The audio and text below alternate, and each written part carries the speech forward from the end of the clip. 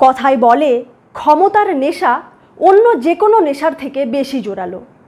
কিছু জন তো নিজেদের পদ আর ক্ষমতার এই নেশায় এতটাই চুর হয়ে থাকেন যে তাঁরা নিজেদেরকে সামলাতে পারেন না। তাঁদের আচরণেই তাঁদের পদের অহংকার প্রকাশিত হয়ে পড়ে। এমনকি ক্ষমতা পাওয়ার জন্য তাঁরা দুর্নীতির আশ্রয় নিতেও ইতস্তত করেন না। সম্প্রতি এরকমই একটি ঘটনা প্রকাশ্যে এসেছে। একজন ট্রেনি আইএএস অফিসার, যিনি এখনো পর্যন্ত প্রবেশনে রয়েছেন, অর্থাৎ যার ট্রেনিংই এখনও শেষ হয়নি, নজিরবিহীনভাবে তিনি তার অধস্তন কর্মচারীর কাছে নিজের জন্য লালবাতি লাগানো গাড়ি, সরকারি বাংলো, অ্যাটাচ টয়লেট থাকা আধিকারিক চেম্বারের দরজায় নিজের নামের চওড়া নেমপ্লেট, গার্ড হিসেবে একজন পুলিশ কনস্টেবল সহ পার্সোনাল স্টাফ, অর্থাৎ সেই সমস্ত সুযোগ সুবিধা যা একজন সিনিয়র আইএএস অফিসার পেয়ে থাকেন, প্রবেশনে থাকা ওই ট্রেনি আইএএস অফিসার তাঁর জন্য দাবি করছিলেন। অথচ নিয়ম অনুযায়ী প্রবেশনে থাকার সময় এগুলি তাঁর পাওয়ার কথা নয়, আর সেই মতো এসব কিছুর ব্যবস্থাও করা হয়নি। তবে ওই ট্রেনি আইএএস অফিসার নিজেই সেই সমস্ত কিছুর ব্যবস্থা করে নেন। যেমন নিজের লাক্সারি অডি গাড়িতে লাল বাতি, সরকারি বোর্ড, গাড়ির পেছনে সরকারি স্টিকার লাগিয়ে নেন। অপর এক অফিসারের অনুপস্থিতিতে তাঁর চেম্বার নিজে দখল করে চেম্বারের বাইরে তাঁর নিজের নেমপ্লেট লাগিয়ে নেন। এমনকি ওই ট্রেনি আইএএস অফিসারের বাবা মেয়ের সাথে অফিসে গিয়ে তাদের দাবি মতো সব কিছুর ব্যবস্থা করে রাখার জন্য অফিসের বাকি কর্মচারীদের ধমক ধামকও দেন। তবে এই সমস্ত কিছু হয়তো প্রকাশ্যে আসতো না যদি না সেখানকার ডিস্ট্রিক্ট ম্যাজিস্ট্রেট মুখ্য সচিবের কাছে এই বিষয়ে লিখিত অভিযোগ জানাতেন। লিখিত অভিযোগ দায়ের হওয়ার পর এ নিয়ে বিভিন্ন সংবাদ মাধ্যম আর সোশ্যাল মিডিয়াতে আলোচনা হতে শুরু করে। কর্তৃপক্ষের তরফ থেকে ওই ট্রেনি আইএএস অফিসারকে অন্য জেলায় বদলি করে দেওয়া হয়। তবে এখানেই এই কাহিনী শেষ হয়ে যায় না, বরং এখান থেকে এই কাহিনী নতুন মোড় নেয়। খোঁজ খবর নিয়ে জানতে পারা যায়, প্রবেশনে থাকা ওই ট্রেনি অফিসার আইএএস হয়েছিলেন দুটি রিজার্ভড ক্যাটাগরির কারণে। সিভিল সার্ভিস পরীক্ষায় তাঁর যে র্যাঙ্ক হয়েছিল তাতে ওই দুটি রিজার্ভড ক্যাটাগরির সুবিধে না পেলে তিনি আইএএসই হতে পারতেন না। অথচ সেই দুটি রিজার্ভড ক্যাটাগরি তাঁর ওপর লাগু হওয়ার কথা নয়। কিন্তু তাও তিনি কোন ফাঁকফোকর গলে কিভাবে আইএএস হলেন তা নিয়ে শুরু হয়েছে নতুন বিতর্ক। আর এতে প্রশ্নের মুখে পড়েছে ইউপিএসসি, অর্থাৎ ইউনিয়ন পাবলিক সার্ভিস কমিশনের ইন্টিগ্রিটি। এই পুরো ঘটনা নিয়ে বিস্তারিত আলোচনা করব এই পর্বে। নমস্কার, আমি অন্তরা, আর আপনারা দেখছেন ইনসাইট।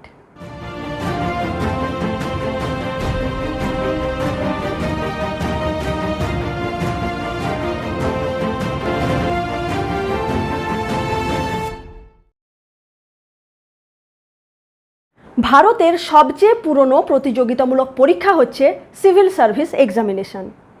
এই পরীক্ষা প্রথম শুরু হয় 1855 খ্রিস্টাব্দে। তখন ভারতে ব্রিটিশ ইস্ট ইন্ডিয়া কোম্পানির শাসন চলছিল। পরীক্ষা নেওয়া হতো কেবলমাত্র লন্ডনে।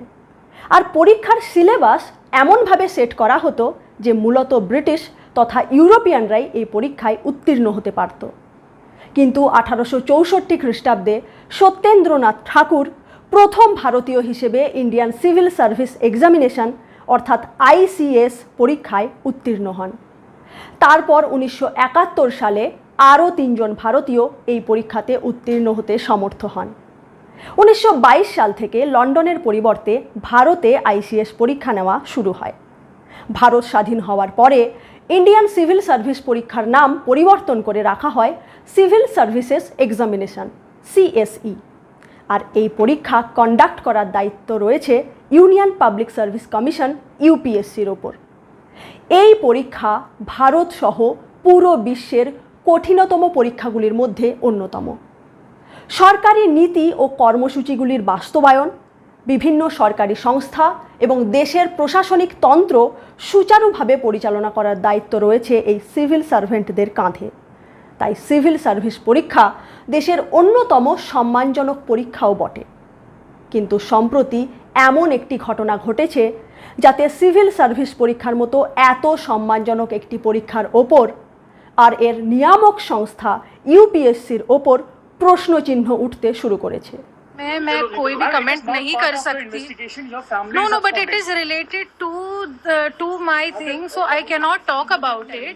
Related to this whole issue, I cannot say anything because the rules do not permit me to say. वही मैं आपको बोल रही हूँ कि इस विषय में मैं मीडिया के साथ कुछ शेयर नहीं कर सकती। जो भी होगा मैं कमेटी के सामने ये करूँगी। इनी হচ্ছেন পূজা খেড়কর। 2022-এর সেন্ট্রাল সিভিল সার্ভিস এক্সামিনেশনের রেজাল্টের তালিকায় তাঁর র্যাঙ্ক ছিল 821 আর ক্যাটেগরিতে লেখা ছিল ওবিসি অর্থাৎ আদার ব্যাকওয়ার্ড ক্লাসেস এবং পিডব্লিউবিডি 5। পিডব্লিউবিডি অর্থাৎ পারসনস উইথ বেঞ্চমার্ক ডিসেবিলিটিস। অন্ততপক্ষে 40% বিকলাঙ্গতা বা শারীরিক অক্ষমতা থাকলে সেই ব্যক্তির ক্ষেত্রে এই পিডব্লিউবিডি লাগু হয়। ইউপিএসসির ক্ষেত্রে পিডব্লিউবিডির 5টি ক্যাটেগরি রয়েছে। পূজা খেড়কর এই 5টি ক্যাটেগরির মধ্যে পিডব্লিউবিডি 5 ক্যাটেগরিভুক্ত। এর অর্থ হচ্ছে তাঁর মাল্টিপল ডিসেবিলিটিস রয়েছে। ওবিসি এবং পিডব্লিউবিডি এই দুটি সংরক্ষিত ক্যাটেগরিভুক্ত হওয়ার ফলে 821 র্যাঙ্ক করার পরেও পূজা খেড়কর ইন্ডিয়ান অ্যাডমিনিস্ট্রেটিভ সার্ভিস অর্থাৎ আইএএস পদের ক্যাডার হিসেবে নির্বাচিত হয়েছিলেন। নিয়ম অনুযায়ী আইএএস হিসেবে নির্বাচিত হওয়ার পর সেই সমস্ত ক্যান্ডিডেটদের উত্তরাখণ্ডের মুসৌরিতে অবস্থিত আইএএস ট্রেনিং ইনস্টিটিউট, যার নাম Lal Bahadur Shastri National Academy of Administration, সেখানে ট্রেনিং নিতে হয়। তারা তখন প্রবেশন পিরিয়ডে থাকেন আর এই প্রবেশন পিরিয়ড থাকে 2 বছর। এই 2 বছরের প্রবেশন পিরিয়ডের কিছুটা সময় ওই ট্রেনি আইএএস অফিসাররা কোনো জেলার ঊর্ধ্বতন আইএএস অফিসারের আন্ডারে নিযুক্ত হন এবং কাজ শেখেন। প্রবেশন পিরিয়ড শেষ হওয়ার পর তাঁরা আইএএস অফিসার হিসেবে স্থায়ী পদ পান। পূজা খেড়করও মুসৌরিতে অবস্থিত আইএএস ট্রেনিং ইনস্টিটিউটে নির্ধারিত ট্রেনিং নেওয়ার পর প্রবেশনারি আইএএস অফিসার হিসেবে প্রথম পোস্টিং পান পুনেতে। পুনের অ্যাসিস্ট্যান্ট কালেক্টর পদে তিনি যোগ দেন। কিন্তু পূজা খেড়করের বিরুদ্ধে অভিযোগ ওঠে যে তিনি অ্যাসিস্ট্যান্ট কালেক্টর পদে যোগ দেওয়ার আগে থেকেই পুনের জেলা প্রশাসনের আধিকারিকদের ওপর চাপ সৃষ্টি করছিলেন যাতে তার জন্য সরকারি বাংলো, নেমপ্লেট লাগানো চেম্বার এবং লাল বাতি লাগানো গাড়ির ব্যবস্থা করা হয়। অথচ কোনো প্রবেশনারি আইএএস অফিসারের এই সব সুবিধাগুলি পাওয়ার কথা নয়। হোয়াটসঅ্যাপ চ্যাটের মাধ্যমে পূজা খেড়কর তাঁর দাবি মতো প্রতিটি জিনিসের ব্যবস্থা করার জন্য অধস্তন আধিকারিকদের বারবার চাপ দিচ্ছিলেন। অ্যাসিস্ট্যান্ট কালেক্টর হিসেবে যোগ দেওয়ার নির্ধারিত তারিখ ছিল 2024 সালের 3রা জুন। অথচ তার 10 দিন আগে 23শে মে তারিখে পূজা খেড়কর হোয়াটসঅ্যাপ চ্যাটে তাঁর এক অধস্তন আধিকারিকের কাছে জানতে চান তার জন্য সরকারি বাসস্থান, গাড়ি এবং কেবিনের কী ব্যবস্থা করা হয়েছে। উত্তর না পাওয়াতে তার পরের দিনই অর্থাৎ 24শে মে তারিখে পূজা পুনরায় সেই একই ব্যাপার জানতে চান। প্রত্যুত্তরে ওই অধস্তন আধিকারিক জানান তিনি আসার পর এ ব্যাপারে ব্যবস্থা করা হবে। তখন পূজা লেখেন তার আসার পূর্বেই এ সমস্ত কিছুর ব্যবস্থা যেন হয়ে গিয়ে থাকে, কারণ পরে তার আরও অনেক গুরুত্বপূর্ণ কাজ রয়েছে, তাই এগুলিকে তিনি পরের জন্য ফেলে রাখতে পারেন না। 27শে মে তারিখে পূজা পুনরায় লেখেন যে তিনি 3রা জুন তারিখে জয়েন করতে চলেছেন। তার পূর্বেই যেন গাড়ি এবং কেবিনের ব্যবস্থা হয়ে গিয়ে থাকে। 3রা জুন তারিখে অ্যাসিস্ট্যান্ট কালেক্টর পদে জয়েন করার পরেও তার এই সব দাবি বজায় থাকে। আর দাবি পূরণ না হওয়াতে পূজা খেড়কর নিজের পার্সোনাল অডি গাড়িতে লাল বাতি এবং মহারাষ্ট্র শাসন লেখা স্টিকার গাড়ির পেছনে লাগিয়ে নেন। গাড়িতে গভর্নমেন্ট অফ মহারাষ্ট্র লেখা বোর্ডও লাগান। পাশাপাশি পুনের অ্যাডিশনাল কালেক্টর অজয় মোরের অনুপস্থিতিতে কোনো অনুমতি ছাড়াই তাঁর অ্যান্টি চেম্বারটিকে দখল করে তাঁর সমস্ত ফার্নিচার সরিয়ে সেটিকে তাঁর নিজের চেম্বার বানান। অজয় মোরে সে সময় 4 দিনের জন্য মুম্বাই গিয়েছিলেন। পূজা খেড়কর অজয় মোরের নেমপ্লেট সরিয়ে সে জায়গার নিজের নেমপ্লেট লাগান। এমনকি তাঁর অধস্তন কর্মচারীদের তাঁর চেম্বারের জন্য নতুন ফার্নিচার নিয়ে আসারও আদেশ দেন। সেই সাথে সরকারি সিলমোহর, তাঁর নামের লেটারহেড, গার্ড হিসেবে একজন পুলিশ কনস্টেবল সহ পার্সোনাল স্টাফ এসবেরও ব্যবস্থা করার নির্দেশ দেন। এই সমস্ত কিছু খবর যখন পুনে ডিস্ট্রিক্ট কালেক্টর সুহাস দিওয়াসের কাছে গিয়ে পৌঁছয়, তখন তিনি তড়িঘড়ি পদক্ষেপ গ্রহণ করেন এবং অজয় মোরের অ্যান্টি চেম্বারটিকে পুনরায় পূর্বাবস্থায় ফিরিয়ে নিয়ে আসা হয়। দ্য ইন্ডিয়ান এক্সপ্রেসের খবর অনুযায়ী এরপরেই ডিস্ট্রিক্ট কালেক্টর সুহাস দিওয়াসে পূজা খেড়কারের কাছ থেকে একটি টেক্সট মেসেজ পান, যেখানে পূজা খেড়কার লিখেছেন যে তাঁর সমস্ত কলিগ যারা বিভিন্ন জায়গায় প্রবেশনারি অফিসার হিসেবে নিযুক্ত রয়েছে, তারা সবাই চেম্বার এবং সরকারি গাড়ি পেয়েছে।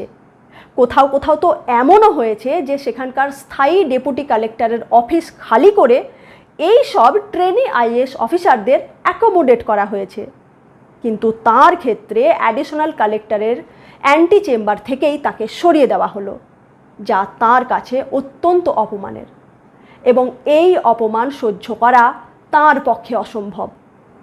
সেই একই দিন সন্ধেবেলা পূজার বাবা দিলীপ রাও খেড়কার, যিনি নিজেও একজন রিটায়ার্ড সিভিল সার্ভেন্ট, তিনি একজন তহসিলদার অর্থাৎ ল্যান্ড রেভিনিউ অফিসারকে ফোন করে হুমকি দেন যে ভবিষ্যতে তারা ভীষণ সমস্যায় পড়বে, কারণ তারা ইচ্ছে করে একজন ফিমেল অফিসারকে হ্যারাস করছে।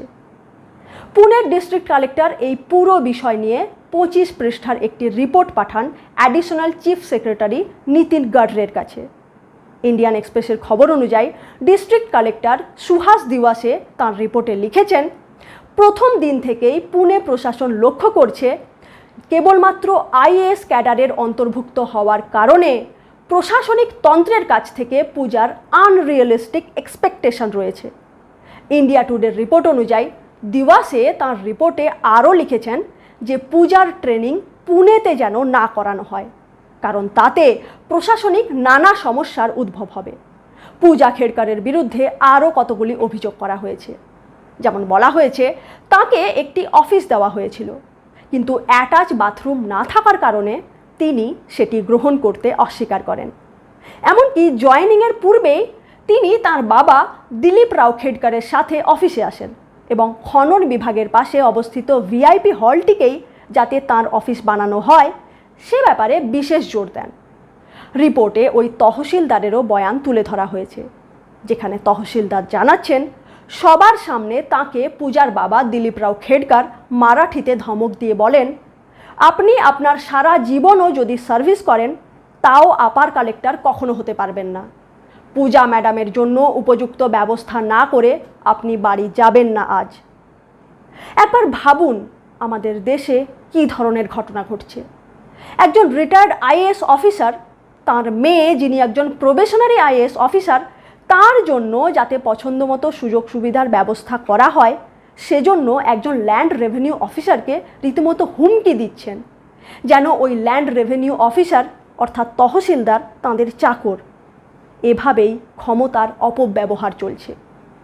Pune district collector Suhas Diwase additional chief সেক্রেটারিকে পাঠানো ওই রিপোর্টে পূজার পাঠানো সেই সব হোয়াটসঅ্যাপ চ্যাটগুলির স্ক্রিনশটও জুড়ে দেন, যেগুলির বয়ান একটু আগে আপনাদের শোনালাম।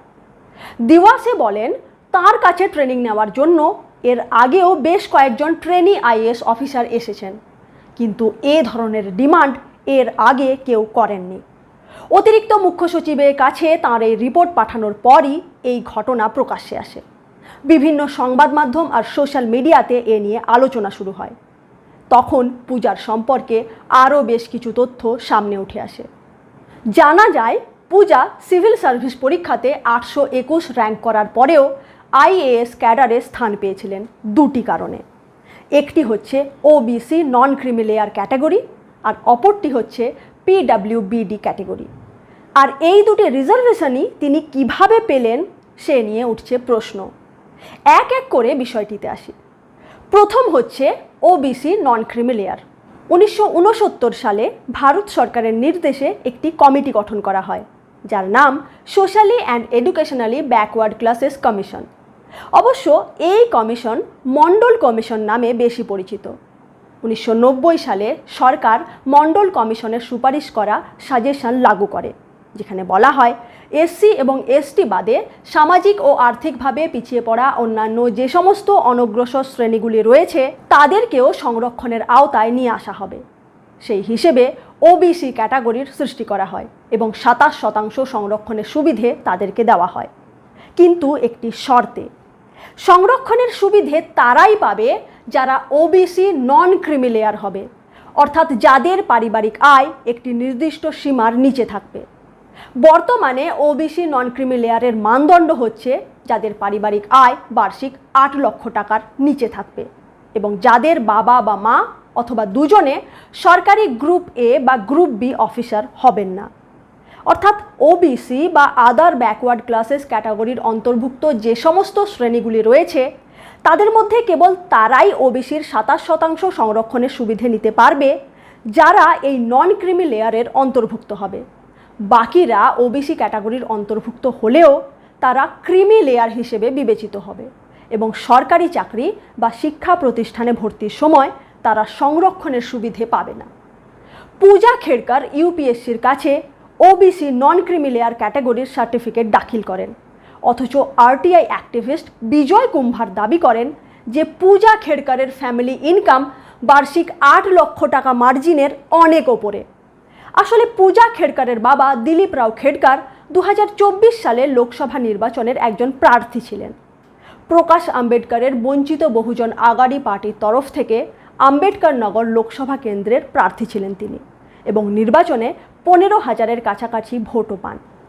তবে প্রার্থীপদ দাখিল করার সময় প্রতিটি প্রার্থীকে যে এফিডেভিট দাখিল করতে হয় তাতে দিলীপ রাও খেড়কার জানিয়েছিলেন তার বার্ষিক পারিবারিক আয় প্রায় 45 লক্ষ টাকার কাছাকাছি। এছাড়াও তাদের কাছে 110 একরের কৃষি জমি, 1.6 লক্ষ বর্গফুট জমিতে নির্মিত 6টি দোকান, 7টি ফ্ল্যাট, 900 গ্রাম সোনা, হিরে, 17 লক্ষ টাকার ঘড়ি, 4টি গাড়ি, 2টি প্রাইভেট লিমিটেড কোম্পানি এবং একটি অটোমোবাইল ফার্মের অংশীদারিত্ব রয়েছে। যা জানা যাচ্ছে তাতে দেখা যাচ্ছে মোট 40 কোটি টাকার সম্পত্তি তাদের রয়েছে। তাছাড়া পূজার বাবা দিলীপ রাও খেড়কার নিজে ছিলেন একজন IAS officer. Maharashtra state pollution control বোর্ডের একজন উচ্চ পদস্থ অফিসার ছিলেন তিনি। পূজার মা মনোরমা খেড়কার ভালগাঁও গ্রামের পঞ্চায়েত প্রধান। তার বাবা অর্থাৎ পূজার ম্যাটার্নাল গ্র্যান্ডফাদারও ছিলেন একজন উচ্চপদস্থ আমলা। সম্প্রতি সোশ্যাল মিডিয়াতে মনোরমা খেড়কারের 2023 সালের একটি ভিডিও ভাইরাল হয়েছে, যেখানে তাঁকে একটি বন্দুক হাতে পন্ধারীনাথ পাশালকার নামের এক কৃষককে ভয় দেখাতে দেখা যাচ্ছে। খেড়কার পরিবারের বিরুদ্ধে অভিযোগ উঠছে যে তারা জোর করে ওই কৃষকের জমি কবজা করে রেখেছেন, অথচ সে সময় পুনে পুলিশ ওই কৃষকের অভিযোগ নিতে চায়নি। তবে পূজা খেড়কার কন্ট্রোভার্সির পর গত শুক্রবার পুলিশ তার অভিযোগ গ্রহণ করেছে এবং মনোরমা ও দিলীপ রাও খেড়কারের বিরুদ্ধে তদন্ত শুরু হয়েছে। অর্থাৎ দেখা যাচ্ছে পূজা খেড়কারের পরিবার অত্যন্ত ধনী এবং অত্যন্ত প্রভাবশালী পরিবার। তাই নিঃসন্দেহে পূজা খেড়কার কোনোভাবেই ওবিসি নন ক্রিমি লেয়ার রিজার্ভেশন পেতে পারেন না। অপরদিকে পূজা নিজে একজন এমবিবিএস ডাক্তার। সিভিল সার্ভিসে জয়েন করার পূর্বে কিছুদিন তিনি দিল্লির গঙ্গারাম হাসপাতালে এন্ডোক্রিনোলজিস্ট হিসেবে কাজও করেছেন। অথচ ইউটিউবে পূজার একটি মক ইন্টারভিউর ভিডিও রয়েছে। তাতে ইন্টারভিউয়ার যখন পূজাকে প্রশ্ন করছেন যে তার বাবা একজন সিভিল সার্ভেন্ট হওয়া সত্ত্বেও তিনি কেন নিজের আয় শূন্য লিখেছেন, তখন উত্তরে পরিষ্কারভাবে পূজাকে বলতে শোনা যাচ্ছে যে তার বাবা ও মায়ের বিচ্ছেদ হয়ে গিয়েছে এবং বাবা দিলীপ রাও খেড়কারের সাথে তার কোনো যোগাযোগ নেই। অথচ ইলেকশন এফিডেভিটে দিলীপ রাও এ ধরনের কোনো বিচ্ছেদের কথা লেখেননি। এমনকি পুনে ডিস্ট্রিক্ট কালেক্টর সুহাস দিওয়াসে তাঁর রিপোর্টে লিখেছেন পূজা খেড়কারের সাথে তাঁর বাবা বেশ কয়েকবার অফিসে এসেছিলেন আর তিনি পূজার জন্য যাতে সব রকমের ব্যবস্থা করা হয় সেজন্য অফিসের অধস্তন কর্মচারীদের ধমকও দিয়েছিলেন। অর্থাৎ পূজার বক্তব্যের সাথে তাদের কার্যকলাপের কোনো মিল খুঁজে পাওয়া যাচ্ছে না। অপরদিকে দেখুন ডিওপিটির ওয়েবসাইটে পূজার স্থাবর সম্পত্তি সম্পর্কে কী লেখা রয়েছে। তবে তার আগে বলে দিই, ডিওপিটি হচ্ছে department of personnel and training. এই সংস্থার ওপর কেন্দ্রীয় সরকারি কর্মচারীদের রিক্রুটমেন্ট, ট্রেনিং, কেরিয়ার ডেভেলপমেন্ট ইত্যাদি বিষয়ে দেখাশোনা করার দায়িত্ব থাকে। ডিওপিটির ওয়েবসাইটে দেখা যাচ্ছে পূজা নিজে 2023 সালে তার স্থাবর সম্পত্তি বিষয়ে যে স্টেটমেন্ট দিয়েছিলেন তাতে পরিষ্কারভাবে উল্লেখিত রয়েছে পূজার নিজের নামে পুনে এবং আহমেদনগরে মোট 7টি প্রপার্টি রয়েছে, যার মধ্যে 5টি তিনি নিজে কিনেছিলেন এবং বাকি 2টি তাঁর মা তাকে গিফট করেছিলেন। এই 7টি প্রপার্টির অর্থমূল্য আনুমানিক 17 কোটি টাকা, আর এদের থেকে পূজার নিজের বার্ষিক আয় 42 লক্ষ টাকা। অর্থাৎ ডিওপিটি এবং সরকারের কাছে পূজার আর্থিক সঙ্গতি সম্পর্কে সম্পূর্ণ তথ্য রয়েছে, যে আর্থিক সঙ্গতি ওবিসি নন ক্রিমি লেয়ারের মার্জিনের থেকে কয়েক গুণ বেশি, অথচ সেই তাঁকেই ওবিসি নন ক্রিমি লেয়ার সংরক্ষণের সুযোগ সুবিধাও দেওয়া হচ্ছে। আর পূজা মক ইন্টারভিউতে জানাচ্ছেন যে তিনি 1 টাকাও আয় করেন না, তাঁর আয় 0। ভাবুন কিভাবে সিস্টেমকে বুড়ো আঙুল দেখিয়ে কারচুপি করা হয়েছে। অবশ্য এতেও অল ইন্ডিয়া 821 র্যাঙ্ক করা পূজা আইএএস ক্যাডারের অন্তর্ভুক্ত হতে পারতেন না, যদি না আরও একটি সংরক্ষণের সুবিধে তিনি পেতেন, আর সেটি হচ্ছে পিডব্লিউবিডি কোটা। আগেই বলেছি পিডব্লিউবিডি অর্থাৎ পারসনস উইথ বেঞ্চমার্ক ডিসেবিলিটিস, আর পূজা পিডব্লিউবিডির সর্বোচ্চ ক্যাটাগরি পিডব্লিউবিডি 5-এর সুবিধে পেয়েছিলেন। এর অর্থ হচ্ছে তাঁর একটি অক্ষমতা নয়, একাধিক অক্ষমতা রয়েছে।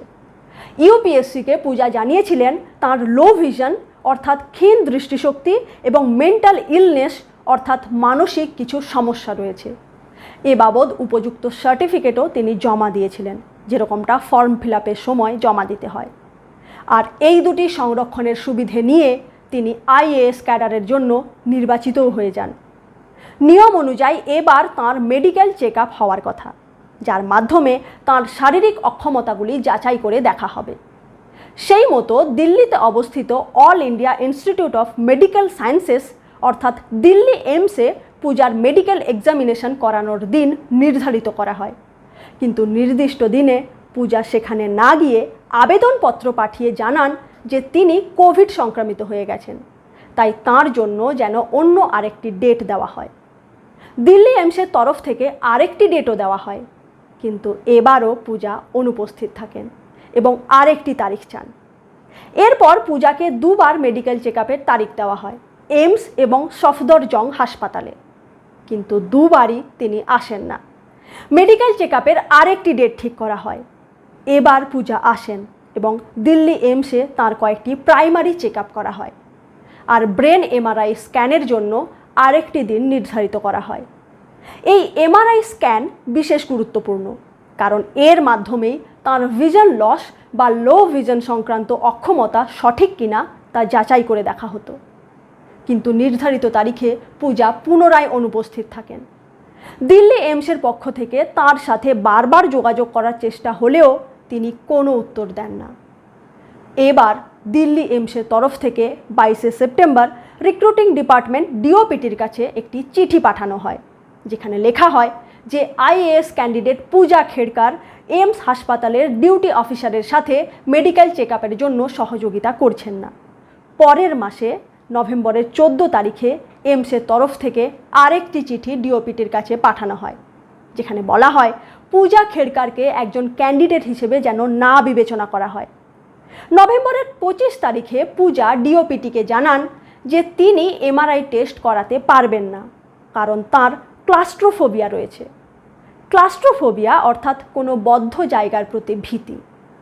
এইমসে মেডিকেল চেক আপ করানোর পরিবর্তে তিনি একটি প্রাইভেট ক্লিনিকের দেওয়া মেডিকেল রিপোর্ট ইউপিএসসির কাছে পাঠিয়ে দেন, কিন্তু ইউপিএসসি তা গ্রহণে অস্বীকার করে এবং তার ক্যান্ডিডেচার অর্থাৎ প্রার্থী পদই খারিজ করে দেয়। তখন পূজা সেন্ট্রাল অ্যাডমিনিস্ট্রেটিভ ট্রাইব্যুনাল বা ক্যাটের কাছে ইউপিএসসি এবং ডিওপিটির বিরুদ্ধে মামলা করেন। ক্যাট হচ্ছে এমন একটি জুডিশিয়াল বডি যারা কেন্দ্র সরকারি কর্মচারীদের নানা সমস্যার সমাধান করে। 2023 সালের 23শে ফেব্রুয়ারি এই মামলার রায় আসে। ক্যাট পূজার আবেদন খারিজ করে দেয়। এই রায়ের বিরুদ্ধে পূজা খেড়কার বোম্বে হাইকোর্টে আবেদন করেন। বোম্বে হাইকোর্টের রায়ে পূজাকে দিল্লি এইমসে মেডিকেল চেক আপ করানোর আরেকবার সুযোগ দেওয়ার আদেশ দেওয়া হয়। কিন্তু এর পরে কি ঘটে তা আমাদের জানা নেই। দ্য নিউজ মিনিটের প্রতিবেদন অনুযায়ী পূজার আইনজীবী বৈভব কুলকার্নি জানাচ্ছেন যে পূজা তাঁকে জানিয়েছিলেন যে তাঁর মেডিকেল এক্সামিনেশন হয়ে গেছে এবং তিনি পাসও করে গেছেন। পরে জানা যাচ্ছে যে পূজা দিল্লি এইমসে মেডিকেল চেক আপ করাতে যাননি এবং ওই প্রাইভেট ক্লিনিকের দেওয়া রিপোর্টটিকেই মেনে নেওয়া হয়েছে। কিন্তু এটা কিভাবে হলো, কার নির্দেশে হলো সে সম্পর্কে এখনও পর্যন্ত কিছু জানা যায়নি। ইউপিএসসি, ডিওপিটি বা কেন্দ্র সরকারের তরফ থেকে এ ব্যাপারে এখনও কিছু জানানো হয়নি। বিতর্ক শুরু হওয়ার পর পূজা খেড়কারকে পুনে ডিস্ট্রিক্ট থেকে সরিয়ে ওয়াসিম ডিস্ট্রিক্টে পাঠানো হয়েছে। তার জন্য একটি সুপার নিউমেরারি পদ সৃষ্টি করে তাকে সেখানে পোস্টিং দেওয়া হয়েছে। বর্তমানে পূজা খেড়কার ওয়াসিম জেলার অ্যাসিস্ট্যান্ট কালেক্টর হিসেবে পোস্টেড রয়েছেন এবং প্রবেশনের বাকি সময় অর্থাৎ 2025 সালের 30শে জুলাই পর্যন্ত তিনি এখানেই ট্রেনিং নেবেন।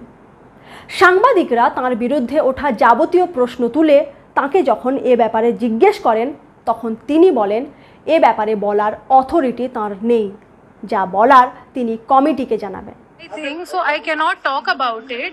That is the reason. Guns and police is looking after them, but they are absconding. No, that's what I'm telling you. Related to this whole issue, I cannot say anything because the rules do not permit me to say.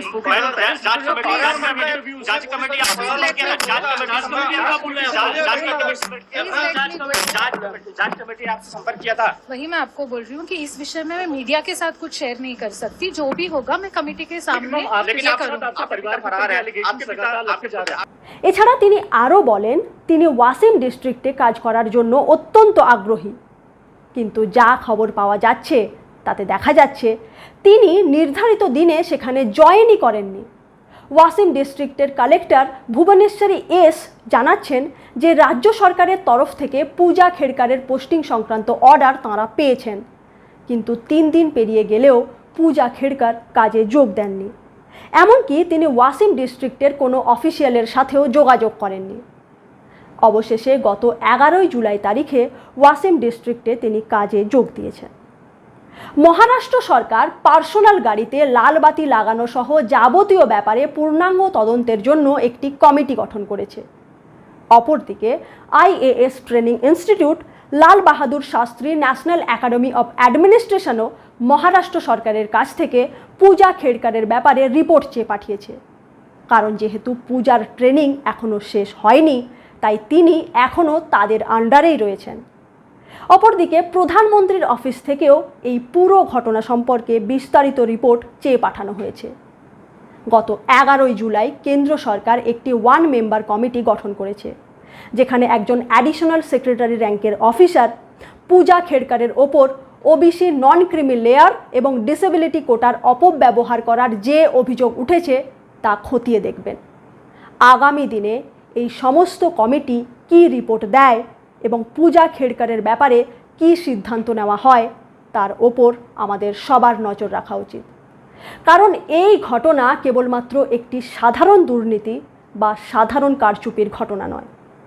ভেবে দেখুন, রাজনৈতিক নেতাদের দুর্নীতি নিয়ে অনেক কথা হয়, কিন্তু একজন রাজনৈতিক নেতা বা মন্ত্রীর কার্যকাল মাত্র 5 বছর। তারপর নির্বাচনে সাধারণ মানুষের হাতে ক্ষমতা রয়েছে তাদের সরিয়ে দেওয়ার, কিন্তু একজন সরকারি কর্মচারীর কার্যকাল 30-35 বছরও হতে পারে। যতদিন না তাঁর 60 বছর বয়স হচ্ছে ততদিন পর্যন্ত তিনি পদে বহাল থাকতে পারেন। আর আইএএস, আইপিএস সহ বিভিন্ন সিভিল সার্ভেন্ট যাদের হাতে অপরিসীম ক্ষমতা দেওয়া রয়েছে, তারা যদি দুর্নীতিগ্রস্ত হন, তাদের যদি সেই পদে বসার যোগ্যতা না থাকে, তাহলে ভেবে দেখুন তা আমাদের সিস্টেমের পক্ষে, আমাদের দেশের পক্ষে কতটা ক্ষতিকর। পূজা খেড়কারের দৃষ্টান্তমূলক শাস্তির ব্যবস্থা হওয়া উচিত, যাতে ভবিষ্যতে এ ধরনের ঘটনা আর না ঘটে। কিন্তু আমাদের সিস্টেমের রন্ধ্রে রন্ধ্রে যেভাবে দুর্নীতি ঢুকে পড়েছে, তাতে শুধুমাত্র একজন ব্যক্তি বিশেষকে শাস্তি দিলেই সব সমস্যার সমাধান হয়ে যাবে না। তাই পূজা খেড়কারের সাথে সাথে তাকে যারা ওবিসি নন ক্রিমি লেয়ারের সার্টিফিকেট এবং পিডব্লিউবিডি সার্টিফিকেট ইস্যু করেছে, সেই সমস্ত ব্যক্তি বা সংস্থার বিরুদ্ধেও কঠোর পদক্ষেপ গ্রহণ করতে হবে। যদি তদন্তে দেখা যায় ইউপিএসসিরও কোনো গাফিলতি রয়েছে বা সেখানকার কেউও এই দুর্নীতির সাথে জড়িত, একই সাথে সেক্ষেত্রে উপযুক্ত পদক্ষেপ গ্রহণ করতে হবে। এছাড়াও আরটিআই অ্যাক্টিভিস্ট বিজয় কুম্ভার দাবি করছেন যে পূজা খেড়কারের পোস্টিং হয়েছিল আসলে ভান্ডারা ডিস্ট্রিক্টে, কিন্তু কোন কারণে বা কার নির্দেশে তিনি তার হোম ডিস্ট্রিক্ট পুনেতে প্রবেশনারি পোস্টিং পেলেন তাও খতিয়ে দেখা উচিত। এছাড়াও তিনি আরও অভিযোগ করছেন যে দিলীপ রাও খেড়কার তাঁর ইলেকশন এফিডেভিটে জানাচ্ছেন তাঁদের 110 একর জমি রয়েছে, অথচ ভারতের ভূমি আইন অনুযায়ী একটি পরিবার সর্বোচ্চ 10 একর কৃষি জমি এবং সর্বোচ্চ 54 একর অকৃষি জমি রাখতে পারে। অথচ খেড়কার পরিবারের হাতে সরকারের নির্দিষ্ট জমির থেকে অনেক বেশি পরিমাণ জমি থাকা সত্ত্বেও তাঁদের বিরুদ্ধে কোনো ব্যবস্থা কেন নেওয়া হয়নি সে বিষয়েও তদন্ত হওয়া উচিত। ফলে এই একটি ঘটনা অনেকগুলি প্রশ্নের জন্ম দিয়েছে। অপরদিকে আপনারা ভেবে দেখুন, যদি পূজা খেড়কারের লাল বাতি লাগানো গাড়ি বা নিজের নামের বোর্ড লাগানো পার্সোনাল অফিসের ডিমান্ড না থাকতো, যদি তিনি চুপচাপ আর 5 জন অফিসারের মতো নিজের ডিউটি করে যেতেন, তাহলে কি এই এত বড় দুর্নীতির কথা সামনে আসতো? কে বলতে পারে এরকমই আরও কত পূজা খেড়কার আমাদের সিস্টেমের মধ্যে ঢুকে রয়েছে। অবশ্য আপনারা যদি ভেবে থাকেন পূজা খেড়কারের এই ঘটনা কোনো নতুন ঘটনা, আগে এরকম কোনো ঘটনা ঘটেনি, তাহলে আপনারা ভুল করবেন। আসুন আরেকজন আইএএস অফিসারের কথা আপনাদের শোনাই।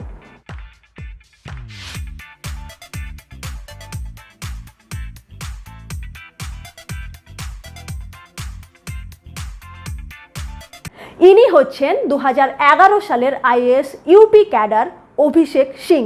তিনিও আইএএস হয়েছিলেন পিডব্লিউবিডি ক্যাটাগরিতে, অর্থাৎ তিনিও জানিয়েছিলেন তিনি শারীরিকভাবে অক্ষম, তার লোকোমোটিভ ডিসঅর্ডার রয়েছে। অথচ তিনি নিয়মিতভাবে সোশ্যাল মিডিয়া অ্যাকাউন্টে নিজের ফিজিক্যাল এক্সারসাইজ করার ভিডিও এবং ড্যান্স মিউজিক ভিডিও আপলোড করতেন। 2023 সালে অবশ্য তিনি চাকরিতে ইস্তফা দিয়ে পাকাপাকিভাবে অভিনয়ের জগতে পা রাখেন। তবে পূজা খেড়কারের এই ঘটনা সামনে আসার পর অভিষেক সিংয়ের এই ব্যাপারটি নিয়েও সোশ্যাল মিডিয়াতে প্রচুর চর্চা চলছে। মাত্র কিছুদিন আগে নিট স্ক্যাম নিয়ে চারিদিকে আলোড়ন সৃষ্টি হয়েছিল, সে নিয়ে আমরা এই পর্বটি করেছিলাম। নিটের প্রশ্ন ফাঁস সংক্রান্ত মামলা বর্তমানে সুপ্রিম কোর্টে বিচারাধীন এবং এর তদন্ত করছে সিবিআই। ঠিক সেই সময়েই ইউজিসি নেটেরও প্রশ্নপত্র ফাঁসের ঘটনা ঘটে, যার জেরে নেট পরীক্ষা বাতিলও হয়ে যায়। আর এই দুটি পরীক্ষারই নিয়ামক সংস্থা ছিল এনটিএ। এনটিএর ওপর সাধারণ মানুষের বিশ্বাস অনেকাংশেই নষ্ট হয়ে গেছে। এবার সম্ভবত সেই তালিকায় নাম লেখাতে চলেছে ইউপিএসসিও। যাতে ভবিষ্যতে এরকম ঘটনার পুনরাবৃত্তি না হয়, তার জন্য এনটিএ হোক বা ইউপিএসসি, পুরো সিস্টেমেরই বদল ঘটানোর প্রয়োজন রয়েছে। এ ব্যাপারে আপনাদের মতামত কমেন্টের মাধ্যমে আমাদের অবশ্যই জানান। দেখা হচ্ছে আগামী পর্বে নতুন কোনো বিষয় নিয়ে। ভালো থাকুন, সুস্থ থাকুন, ধন্যবাদ।